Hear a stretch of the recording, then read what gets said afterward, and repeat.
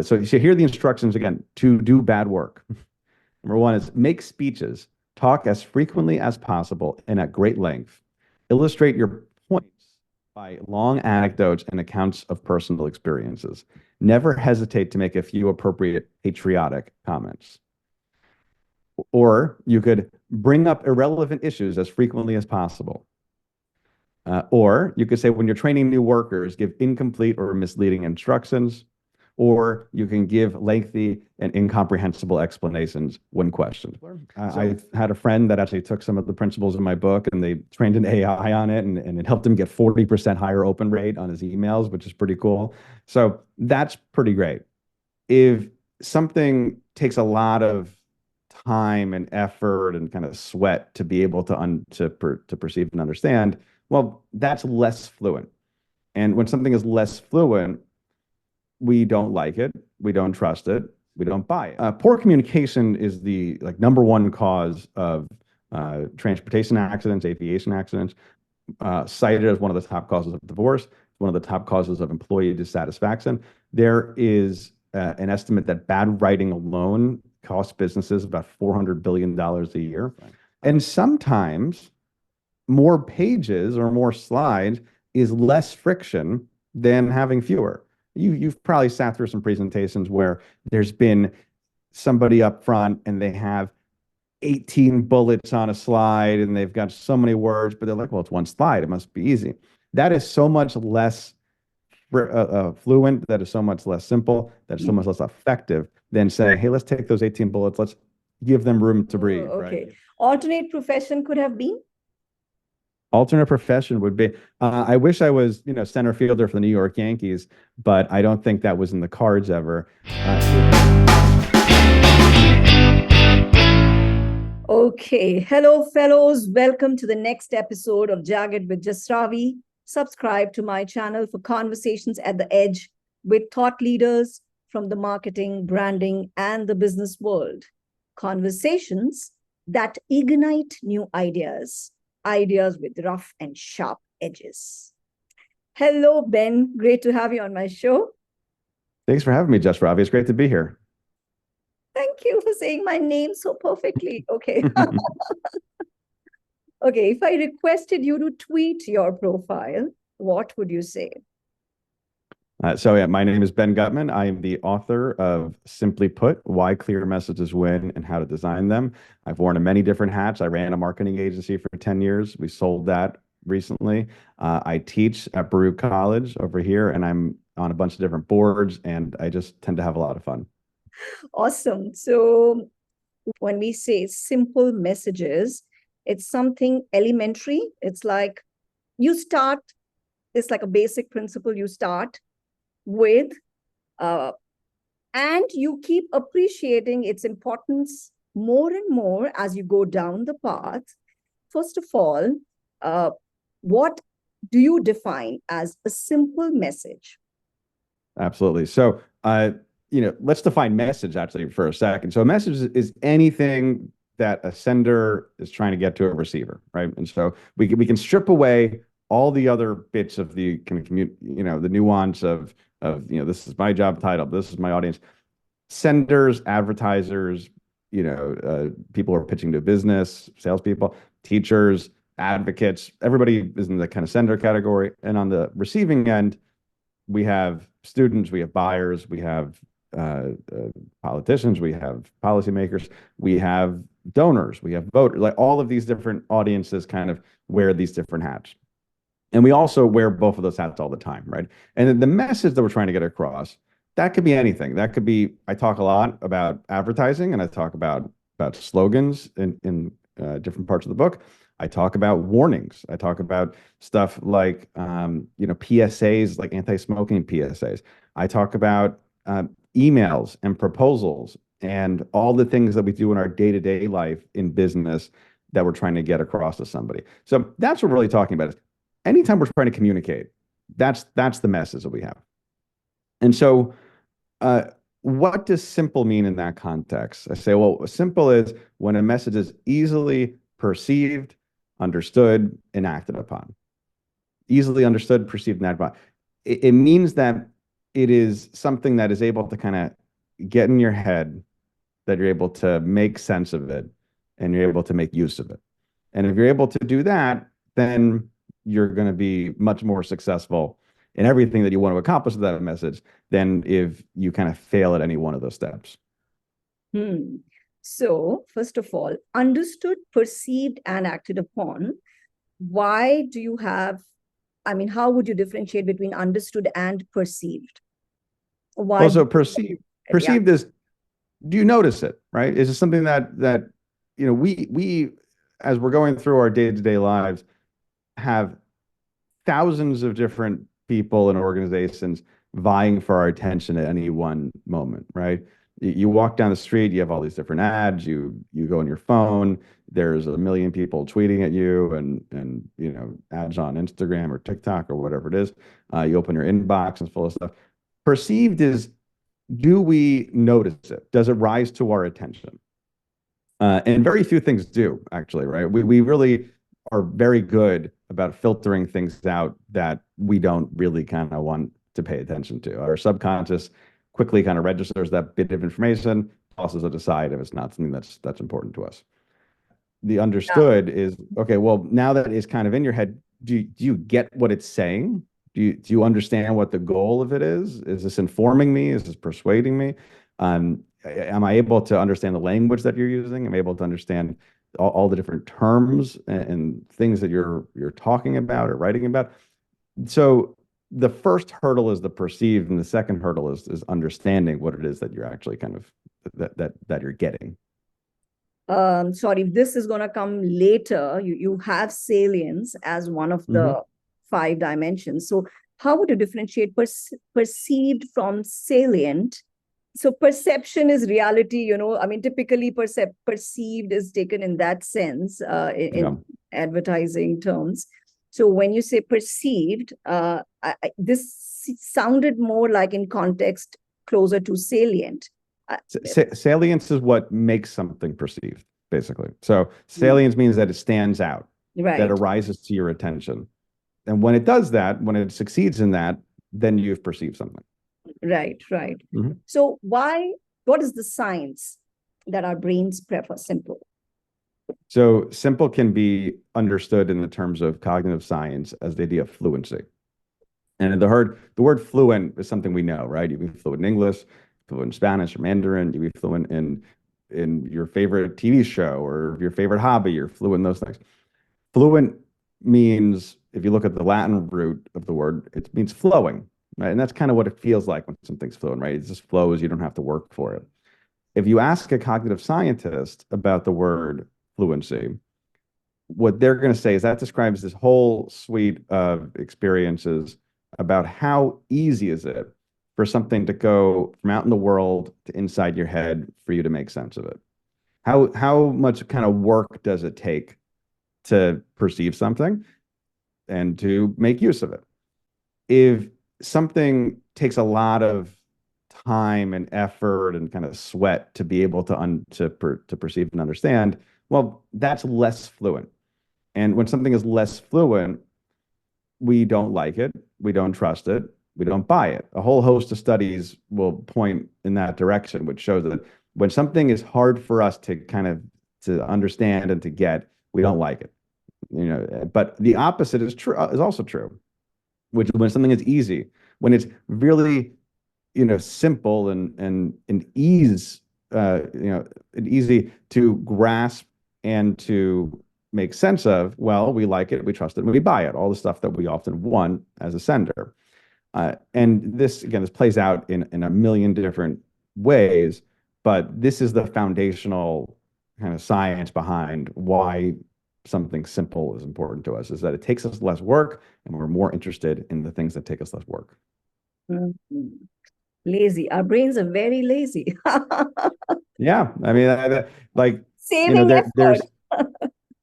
I'm not sure if it's actually a Bill Gates quote, but it's one of those things attributed to him, which is, he wants to hire lazy people, right? Because lazy people find an easier way to do something. Hardworking people just kind of go ahead, headstrong into something, but lazy people will innovate on. Our brains are kind of lazy in many ways. They work very hard. They don't want to work extra to do, to read your Yeah. your spam email from somebody. Yeah, they conserve energy. Okay, great. As senders, we are often pulled from internal and external forces in the other direction.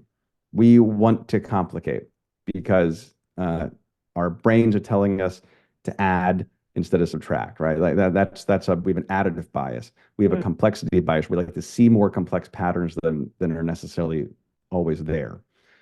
That's happening on the inside. On the outside, we are pulled in that direction by the needs of kind of the marketplace for us to have more lines in our resume or to have more headlines in the newspaper. And, our boss wants this and there because it looks good to their boss. All these things pull us in this opposite direction. And so that's where we get this kind of chasm here, which is as receivers, we want things to be simple. And as senders, we want things, we have really hard time getting there. We tend to want to complicate. And then everything gets lost in the middle. The sender wants to complicate, you just mentioned. So you have the selfishness, cowardice, and how it can get dangerous. It was very, very interesting because it all in this context of how spies are taught to complicate. So complicated doesn't work for a number of reasons. We just talked about kind of the big piece of it, right? Which is that we prefer simple. But complicated is a challenge because it has a lot of things with it, a lot of places where things can go wrong, right? You get a lot of big words, you have a lot of dependencies, things can break down. So complicated is not structurally sound, actually, is to have something like that. But what's also interesting is that story you mentioned about spies, or you alluded to there. So if you look back during World War II, the precursor to the CIA, it put out a little guidebook called this. I believe it was the sabotage simple was actually it might have been the Simple Sabotage Field Manual, and it was a Simple Sabotage Field Manual. That's what it was. And so this book was designed for spies and kind of sympathizers to the Allied cause in territories occupied by the Axis powers during World War II. And most of the book is about stuff like how do you like derail a train, and how do you gum up a factory, and how do you screw up road signs, that type of stuff. But there's a chunk there at the end of it where they talk about bureaucracy, and they talk about, well, how can you ruin organizations? How can you make sure that nothing gets done in an organization, in a team? And I'll read you a couple little excerpts from that because I think it's always really funny. So here are the instructions again to do bad work. Number one is make speeches, talk as frequently as possible and at great length. Illustrate your points by long anecdotes and accounts of personal experiences. Never hesitate to make a few appropriate patriotic comments. Or you could bring up irrelevant issues as frequently as possible. Or you could say, when you're training new workers, give incomplete or misleading instructions. Or you can give lengthy and incomprehensible explanations when questioned. So these are literally the instructions about how to ruin an organization, how to sabotage the enemy. But they sound like things that we've all heard in some meeting that we've had on our teams, where in school and work and in your personal life, whatever it is, we've all encountered this type of person that's doing these type of things. And so what happens when we're complicating, when we're going out of our way, or sorry, not when we're going out of way because it's the default, when we are failing to simplify our message, what we're doing is the same exact thing that we use to sabotage the enemy. And so all we're doing is we're ultimately sabotaging ourselves. This is like, when I started with saying that, coming to this point really shakes you up in terms of how important it is to make it simple and how much we don't do the work that's required. And just this awakening, if I could call it, just this awakening that you are being this kind of a person, if you're not doing it, can change it. But the argument that comes, Ben, typically is that look at the pressure, look at the fact that we have no time, etc., etc. I'm saying can there be a process? Can there be a checklist to ensure that one gives oneself a pushback that no, this is not going into the funnel? How do you make sure? Because if it's not part of the process, it doesn't get done, even if you are aware of it. Yeah. And how much of it should be done? The thing is, so organizations tend to uh, to veer in the direction of complicated over time, right? And as you're mentioning, it's because of processes, it's because of people. When we talk about benefits, and we'll get to this maybe in a little bit, but we talk about, so there's 5 design principles that I've identified about how to get there, and we'll go into those in a little more detail. But the first one is beneficial. It's, you're talking about features, you're talking about benefits, kind of sales 101 type stuff. What I have seen is that when an organization gets larger, when it gets older, when it gets a little bit more bureaucratic, you very quickly lose the feeling of benefits, but you keep the vision of features. The problem is we don't really buy features, right? We buy the benefits. We buy what problem does this product solve for me? Who does this product make me? That's what we're buying whenever we're making a choice. But if I'm in a company where I'm 7 layers removed from anybody who's ever talked to a customer, well, I don't really understand what those problems are anymore. I do still see that this feature, this new piece of software has this little tool built into it, or that our product has an extended battery life, or that our warranty is this many years. I still see those things. So those things will stay in our messaging. They'll stay in my emails, they'll stay on the website, they'll stay everywhere else. But they won't be, but at the expense of talking about the benefits that they render to somebody. So that's one big piece of it. And the other thing that happens a lot is this kind of issue of committees, right? And so I talk about this when we talk about focus a little bit later, is committees tend to push us in the direction of complicated, because it's really hard to navigate the politics of somebody wants this, somebody else wants that. Okay, well, let's just throw them all together and call it a day. And so the solution to that is often actually having some degree of leadership and hierarchy. And somebody has to be kind of the creative vision, the creative director behind something. Doesn't mean they have to have the best ideas, but there has to be somebody in charge of saying that idea is the best one, to circle it and say, we're running with this one, instead of, kind of lacking that, when you lack that spine, just throwing it all in there and seeing what works. Yeah. Many stakeholders and consensus, and let's just have everyone happy. Okay.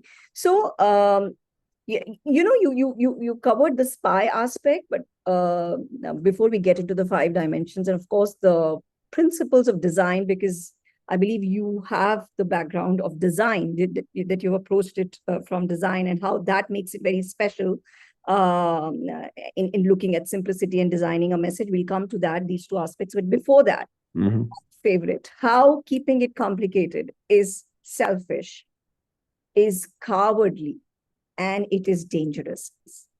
Yeah. So those are the 3 sins I've identified of complicated.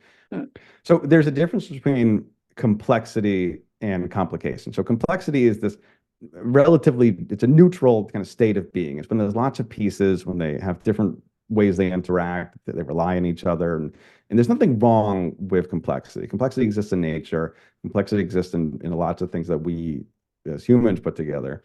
But abstract phenomena like love, for example. Exactly. The international diplomacy is complex, right? But something like your bad furniture assembly instructions, those are not necessarily complex. Those are complicated. Complicated means that something should be simple, could be simple, but we didn't do the work to get it there. It's unfinished, and that's something that really ends up causing that issue with us. So what do we mean when something is selfish, when complicated is selfish? It means that it's prioritizing us instead of prioritizing the receiver. talk about those bad furniture assembly instructions. If you were doing the work, you'd go out and you'd find somebody to do a better job writing them and designing them and making it easier for somebody. But instead, you just did the easy route and you said, well, here you go, and you put them out there. And selfish means also that we often use it for nefarious purposes, complicates, because we know people don't read and understand things that are complicated. If you look at what, every piece of software you use on the planet, there's a bajillion words, often very dense words in their user agreements and user license agreements, whatever you want to call them. Privacy policies, terms of use, they go by different names. Those terms of use hide lots of different things that you're kind of agreeing to, which you may not particularly be interested in agreeing to, had they been in simple, clear language. So it's our own interest hiding behind complexity, artificial complexity. Second piece of that, so we said complicated is selfish. We said that it is cowardly. It takes a lot of bravery often to be simple. There's nowhere to hide when you have simple. It's kind of the inverse of that other piece there with selfishness. We will use complicated language and complicated messaging when we're unsure about the thing it is that we're saying, right? There's all sorts of studies out there that look at or rather kind of experiments or kind of jokes people do where they've tried to sneak one by in terms of a scientific article and see if it gets published. Make up some gibberish and see what happens. It's happened a number of times over the years. And oftentimes those are firstly aimed at saying, okay, well, this is a predatory scientific journal, it's charging pay to play. But also they prove another point, which is if you go ahead and just put out enough big words in something, you can convince somebody that whatever you're saying is true, right? That whatever you're saying makes sense because it must know what they're talking about. They're using the right buzzwords and acronyms and everything else. And the last piece before you go there, I'm reminded of presentations that strategic planners do, and hide behind is like, okay, we can't convince them. Let's confuse them. Oh, absolutely. Yeah. Because we hide behind a wall of words, right? Yeah. It makes us something that it obfuscates, to use one of those wall of words, confuses people enough to make them think that we're talking about. And the last piece there about it being dangerous is poor communication is the number one cause of transportation accidents, aviation accidents, is the number one cause of healthcare accidents in terms of mismanaged healthcare. It is cited as one of the top causes of divorce, one of the top causes of employee dissatisfaction. There is an estimate that bad writing alone costs businesses about $400 billion a year. It is not a victimless crime when you just aren't good at communicating, because a lot of what we do depends 100% on communicating. So it's important to us that we get this stuff right. And when you take these three items together, I think it's a pretty scathing indictment of complicated, and that if you needed any more argument to get simple, this is it. Absolutely awesome. And when you were talking about dangerous and how much negativity we cause because of our incorrect communication, or like when you say that kindness is behind simple messages. So this whole taking the time to think about how should this message reach the other person so that they just get the message and not the emotion and not the misinterpretation, and and they are empowered to take the right action. I mean, just this kind of a thinking can solve so much of chaos and negativity in the relationships, or I mean, international relationships, like you talked about how complex that is. I mean, diplomacy, etc. I mean, half the times it's just misinterpretation and egos, stuff taking the lead. So awesome. Okay, now design, and how that helps in designing a simple message? And, because that is your unique lens, I am very curious. So yeah, so you mentioned my background in design, and so that's where I came to this problem from, which is I said, okay, well, I uh, I ran a marketing agency for 10 years. I teach marketing, and now I consult a number of wonderful clients. But I would see all the time that everybody would have a problem with this, right? Like we have that big gulf that we're trying to bridge. And so I looked at it saying, okay, well, what does the designer do? Designer says, these are the tools that I have. These are the constraints that I have. These are the stakeholders that I have. These are the goals that I have, and puts them all together to solve a problem. It's not just but putting kind of pretty pixels up there somewhere. And so we look at all that landscape, and we can identify 5 design principles that we can act upon to be able to be more effective communicators, to get to simplicity. And so the first one is beneficial. I hinted at this before in our conversation, which is, what does it matter to the receiver? What's in it for them, right? Features versus benefits. Kind of the 101 stuff in sales again. Number 2 is focused. Are you trying to say one thing, or is this kind of 3 ideas in a trench coat? You're trying to say multiple things at once. Number 3 is salient. Does your message stand out from the noise? We talked about this. We talked about perception, right? And then, does it rise to your attention? Does it get noticed? Is there contrast? The 4th one is empathetic. Are you speaking in a language that the audience understands? Are you meeting them where they are in terms of both language, but motivations, emotions, everything else? And then lastly, it's minimal.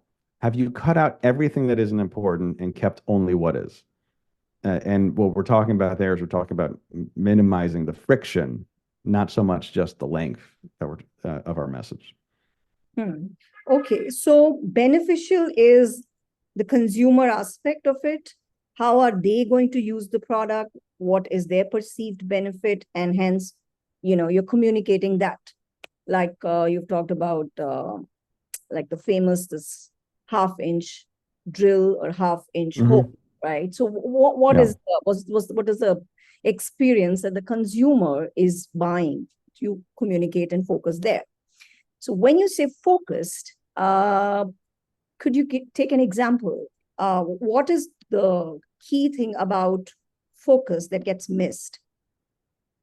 So focus is the one that often requires the most kind of political dancing to figure out how to get there. Because when you're involving other stakeholders, that is the group of people that are going to pull you away from focus. Focus is, are you trying to say one thing, you're trying to say multiple things at the same time. This often manifests in what I call the Frankenstein idea, or the Frankenstein message.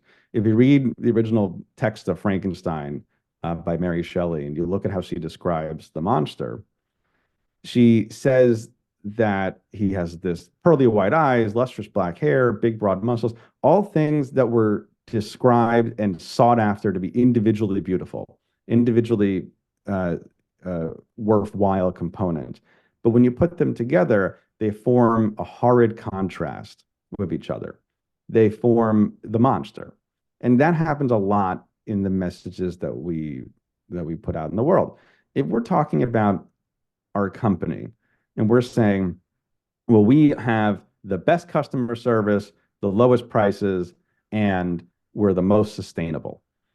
Well, that all sounds nice. Every one of those is nice, but that doesn't cut a unique focused profile in the marketplace. Because are you competing on price? Are you competing on customer service? Or are you competing on something even more intangible like sustainability? Well, you can say that you're competing on all of them, but nobody's going to remember the fact that you're X, Y, and Z. They remember one thing. Walmart is a great positive example of focus. They have, for basically forever, been focused on one thing, which is low prices, right? And that is what they talk about. When you look at the founder of Walmart, Sam Walton's what they talk about today. And their slogan for a long time was "Save money, live better," right? And that's it. That's all you need to know about Walmart. You understand what it is that they're selling. They're not also saying they might say it later on in other kind of deeper communication that you might have of them, that they also have sustainable this and they have, customer service that, but they just say in their top line messaging that they are one thing, that they're about saving money. So like they say, at the heart of strategy is sacrifice. So from the very beginning, what is your offering out there for the audience? And hence, of course, your messaging has to live up to it, remind it, and own it over a period of time. So salience, also in sync with focused, is going to be around your unique offering. Anything else that you would like to add here in terms of as an example or something? As in, it has to stand out so that it gets noticed, and it is around your unique offering. Yeah, salience is again, how does something rise to your attention? How does something notice? How does it stick out? We only notice contrast, right? That's the truth about our senses. That if you're in a loud room and somebody is yelling next to you, you don't really notice it, right? You don't really notice that somebody's really being really loud. But even in the library and somebody speaking at the same volume, you notice that a lot more, right? Because the figure on the ground have some distance between them. And actually talk about fluency. Things are more fluent when there's more contrast. I mean, there's all sorts of studies about text being in a blurry font or in low contrast font, or images having a pretty low contrast figure and ground distance. When you have those situations, we judge those images as being less attractive. We judge the text written in that font as being less reliable, as being less intelligent. And so all of these things are obviously not what we want. And so we're talking about salience. It's about how do you create contrast? How do you zig when everybody is zagging? And that will be different in every single instance, in every single market. But the best way you can do that is to try to play by a little bit of a different rule, to embrace constraints, to be able to kind of set yourself on a different path than everybody else is going to be. Right. Not just in the content of the messaging, but even how it appears in looks, in terms of the colors or the typeface, everything, right? If you're looking at visual design, which is a form of messaging, I talk about it a little bit in the book, but we talk about words a lot more. But if you're talking about visual design, the use of contrast is incredibly important there, right? There's accessibility standards that oftentimes you have to meet in terms of being able to put text on the web or something like that. That's already kind of one hurdle. But we don't notice when, if you're on a website and you want to go buy something, the button isn't like a light gray on like a slightly darker gray background, right? Yeah, it's going to be a bright red button to add to cart, or like a bright green button to add to cart, something very distinct like that, because that's contrast draws your eye and makes it obvious kind of what you're doing. E-commerce is a very interesting space because you can often see a lot of these type of things play out in e-commerce because there's an exact path that you can follow between a dollar spent, somebody's behavior, and a dollar made, right? And so when you look at that, they're very good. People who are masters of e-commerce are very good about optimizing for simplicity, optimizing for ease of use, for reducing friction, and it ends up being very effective. Awesome. And when we say empathy, so empathy, one would say that, okay, yes, but beneficial came out of empathy, isn't it? Mm. You had empathy for the consumer. Yeah. Understood what they are about, what their life view is, what the world view is, what is the relationship with the category, and hence you've picked on the benefit. It could be an emotion that you're selling. So why an additional empathy as one of the dimensions? Exactly. So empathy is about, are you meeting somebody where they are? Are you speaking in the same language as them?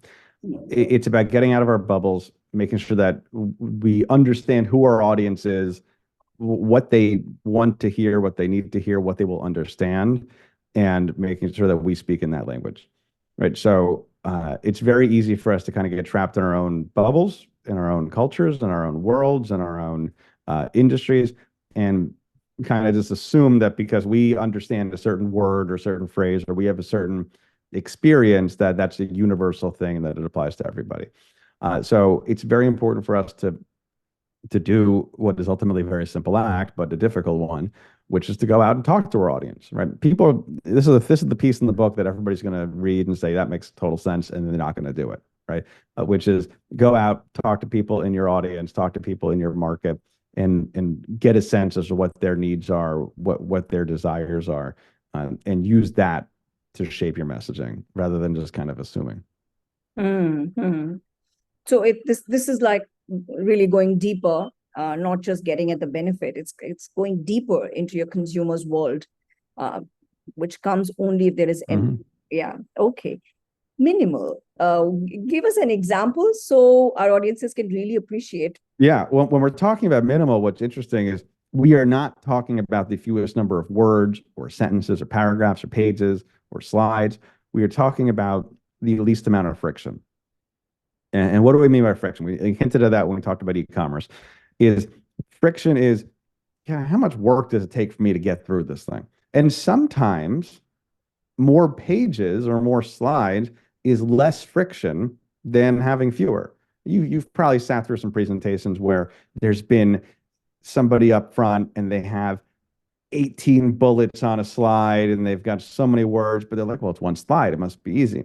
That is so much less fluent, that is so much less simple, that is so much less effective than saying, hey, let's take those 18 bullets, let's give them room to breathe, right? Give them the space to be able to digest this information in a linear way that makes sense instead of throwing it all up there at the same time. So that's like an extreme example of it. But in a message, in a tagline, in a email, sometimes having a couple extra sentences will make it, or a couple extra words will make it that it's easier for somebody to understand. That there's less likely to get confused by a piece of technical jargon or an acronym that they're not familiar with. And that is really what we're looking for. It's correlated. Oftentimes, something with fewer words is more easily understood than something with more, but it's not necessarily the same thing. So you're covering the message as well as how it's communicated, because I really had this in my mind, because these days, this whole thing of that the brain processes a story better, when it's a narrative.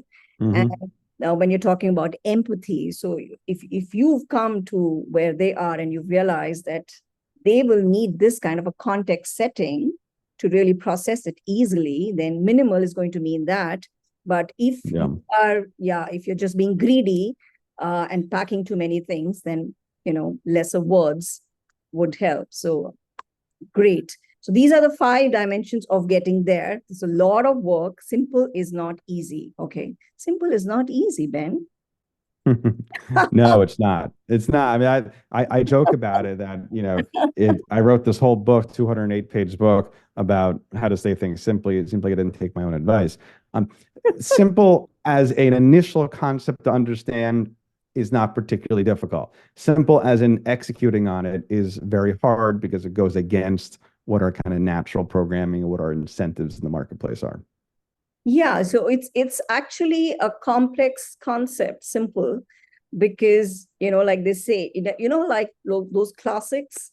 I don't know. I'm just saying, thinking aloud. It's like when you read a classic at a younger age, and it means something, and then at a later age, if you read, you get the depth of it. In that sense, what, like you said, simple initially is a first principle, but you appreciate it more and more as you go later in your career, and you realize how we are drawn to complexity as senders.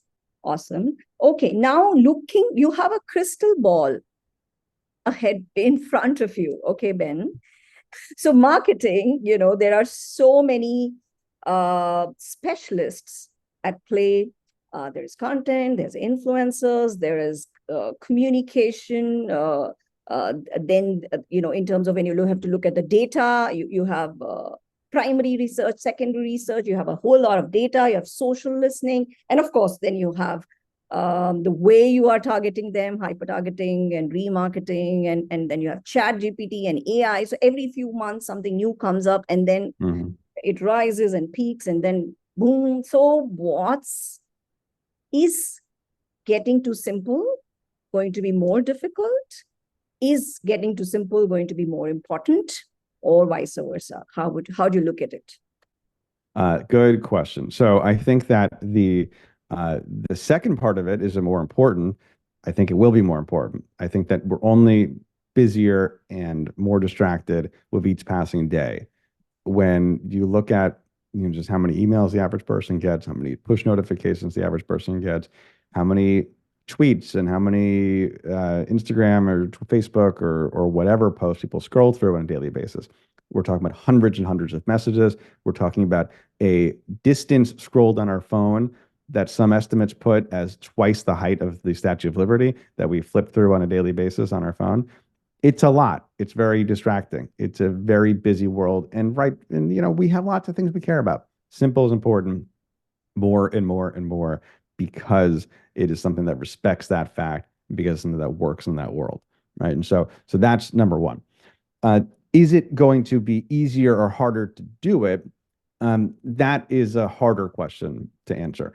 I think it's harder a little bit because all these different pieces of marketing kind of push and pull us in different directions.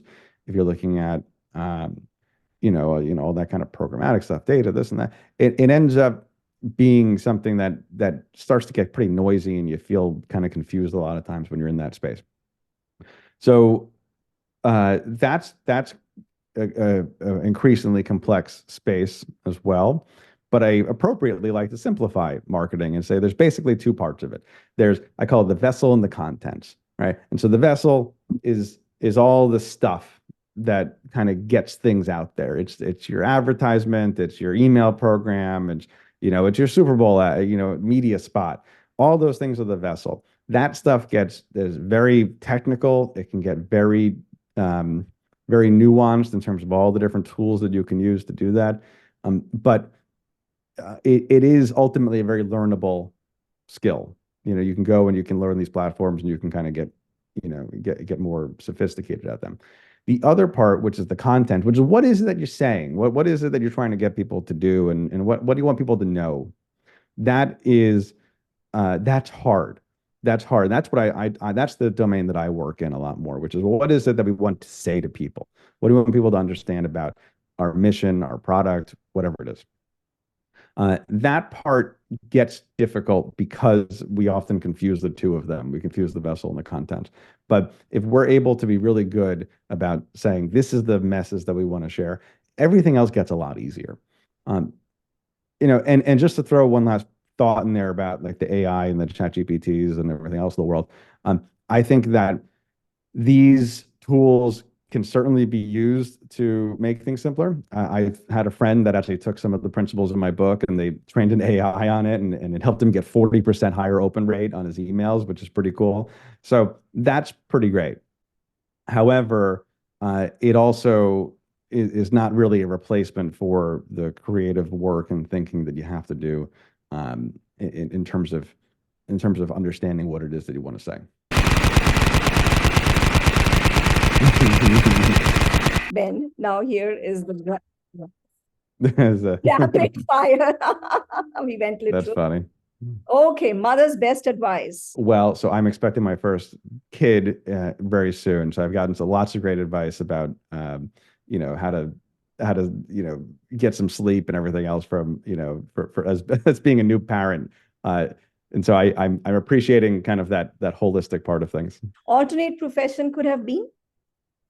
Alternate profession would be, I wish I was, center fielder for the New York Yankees, but I don't think that was in the cards ever. If I wasn't doing what I'm doing now, there's a very real chance I could have been in something completely different, like environmental science or something like that.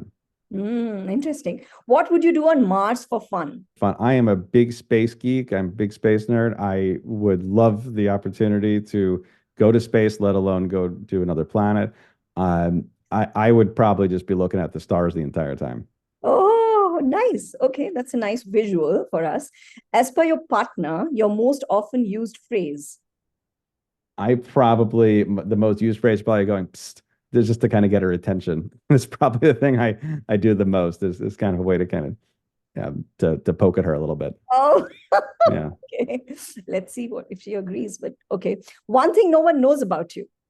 Beyond all the stuff that we talked about here in terms of marketing and teaching and stuff, I am very involved in the local New York City community here with tech, with business, with social justice.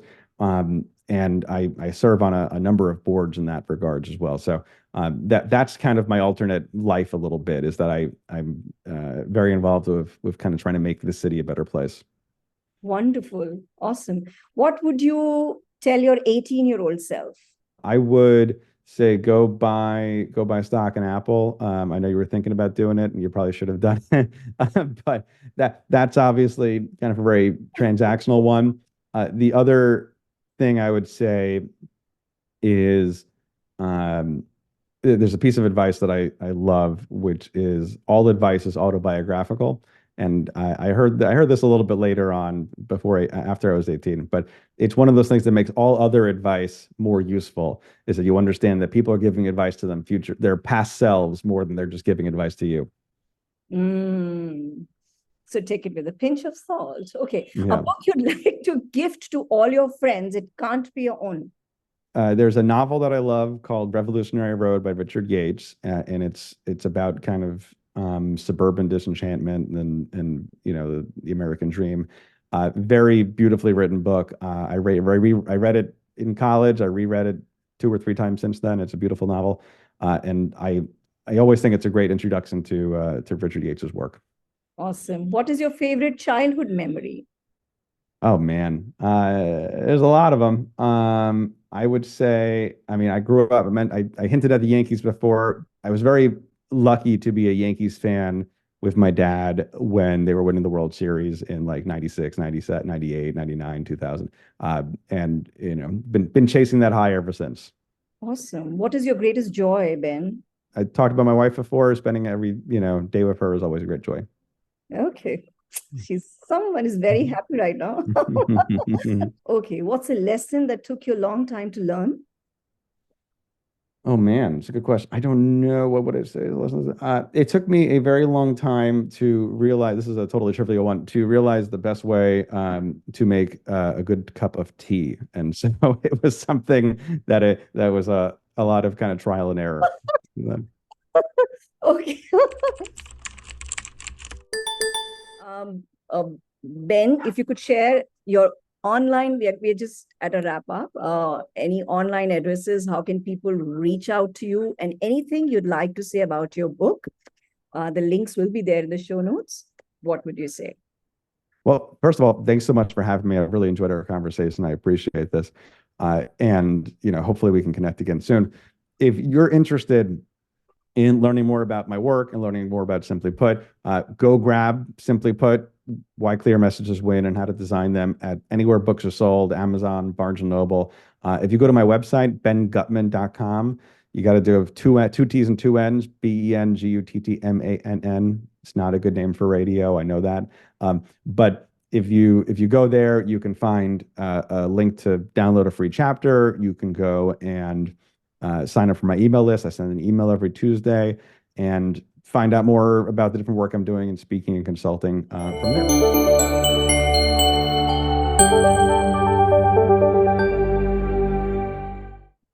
This has been a ton of fun, JazRavi. I've really enjoyed it, and your questions were really insightful, and I especially appreciated the last bit there of the rapid fire piece. Yeah.